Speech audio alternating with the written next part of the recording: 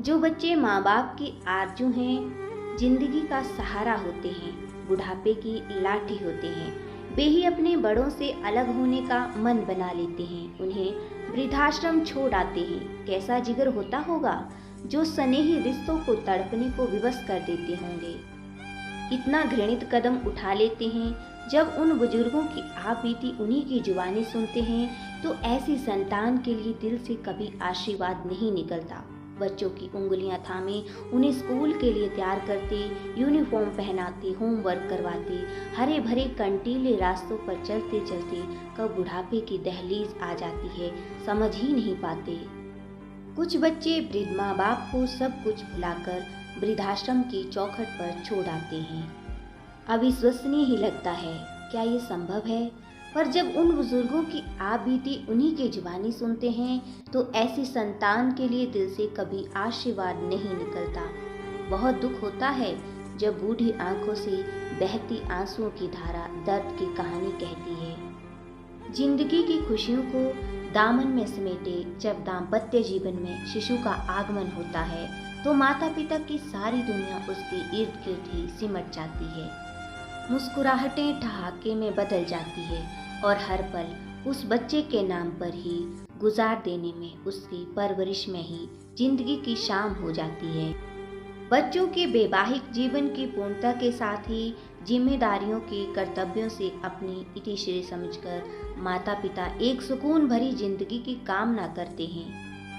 किंतु माँ बाप के त्याग, बलिदान, प्रेम, आत्मीयता को भुलाकर बच्चे अपने जीवन की आज़ादी में उन्हें ही रोड़ा मानने लगते हैं। उन्हीं माता पिता की उपस्थिति असहनीय हो जाती है, उनसे ही अलग होने का मन बना लेते हैं। जो बच्चे माँ बाप की आरजू हैं, जिंदगी का सहारा होते हैं, बुढ़ापे की लाठी होते हैं, वे ही अपने बड़ों से अलग होने का मन बना लेते हैं। उन्हें वृद्धाश्रम छोड़ आते हैं। कैसा जिगर होता होगा जो स्नेही रिश्तों को तड़पने को विवश कर देते होंगे, इतना घृणित कदम उठा लेते हैं। कुछ सालों का ही तो अंतर होता है वृद्ध और युवा वर्ग में।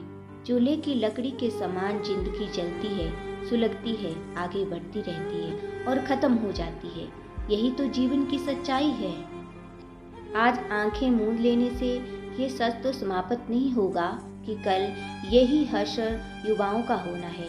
जीवन का वास्तविक सच क्यों भूल जाते हैं? थके कदम, बोझिल जिंदगी और बूढ़ी आंखें सदैव किसी इंतजार और घबराहट में डूबी रहती हैं।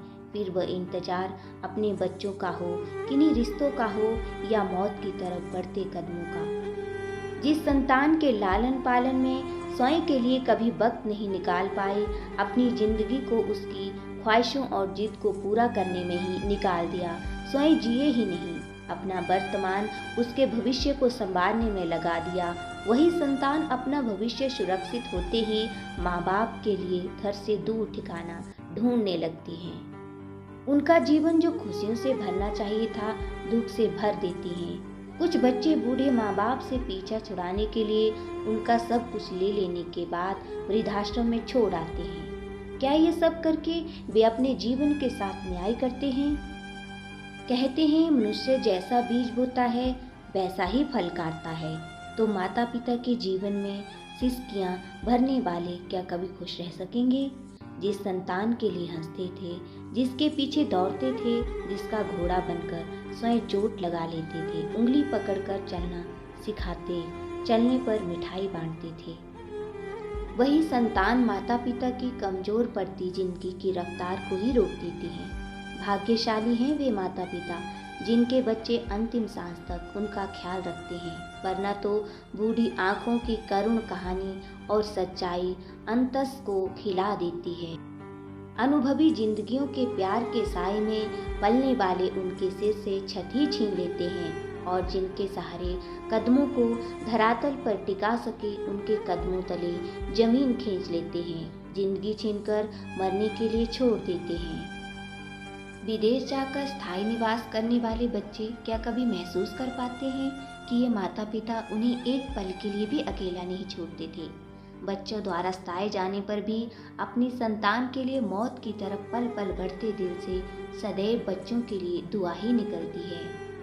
अच्छे संपन्न परिवारों के बुजुर्ग वृद्धाश्रम में अपने बच्चों के दिए दर्द को छिपा कर जीते हैं, पर जिस पीड़ा से भी गुजरते हैं वो उनकी आंखों से बयां होती हैं, जो उनके बच्चों की निर्ममता को उजागर करते हैं। न केवल वृद्धाश्रम में ही वृद्ध बच्चों की उपेक्षा के पात्र होते हैं, बल्कि कई बार घरों में भी बड़ों के साथ दुर्व्यवहार होता है। मीरा को अपने बच्चों से पागलपन की हद का प्यार था, इतना अंध प्यार कि बूढ़े सास ससुर की गोद में भी बच्चे को देने से कतराती रही। बेचारे पोते को स्नेहिल दृष्टि से देखकर मन महसूस कर रह जाते। आंसी भरते पर मीरा का दिल नहीं पिघलता। बचपन दादा दादी के बिना गुजरता रहा। नन्हे मन ने माँ के रवैये को पहचानना शुरू किया कि माँ को दादा दादी अच्छे नहीं लगते। जीवन पर्यंत दादा दादी की प्यार भरी निगाह बच्चे भूल नहीं पाए और माँ को कभी समझा नहीं सके। जब मीरा के प्राण निकले उसके बच्चे उसके साथ नहीं थे। क्या नियति से ही ये संभव हुआ? वृद्धों को उपेक्षित महसूस करवाकर हम अपने लिए कैसी जमीन तैयार कर लेते हैं जो हमारे संस्कारों के बीज को पल्लवित पुष्पित करती है। नीलम अपनी सास को बहुत दुखी रखती थी, खाने के निवाले को भी तरसाती। क्या था जो नीलम ने अपनी सास से पाया? क्या उसी नफरत का बदला लिया? जिंदगी ने हमें जाने अनजाने चाहे जो भी दिया हो, हमारे बड़े सदैव हमारे प्यार और सम्मान के अधिकारी होने चाहिए। बूढ़े और लाचार माता पिता घर की बुनियाद होते हैं। उनकी आंखों के बहते आंसुओं के हम गुनहगार हैं। वे घर की रौनक हैं। वृद्धाश्रम में भेजकर उनके दिलों को जख्मों से नहीं भरना चाहिए। असक्त लाचार बेबस जिंदगियों ने हमें सांसें दी हैं, हमारे जीवन को पहचान दी है, हमें हमारे वजूद से मिलाया है। वो रहे हैं तो हम हैं, अन्यथा कहीं भटक रहे होते। उनके किए गए कर्म एहसान नहीं होते, पर उन एहसानों को अपने मन में सदा याद रखना चाहिए। उनकी जगह हमारे दिलों में और घर में होनी चाहिए, वृद्धाश्रम में नहीं।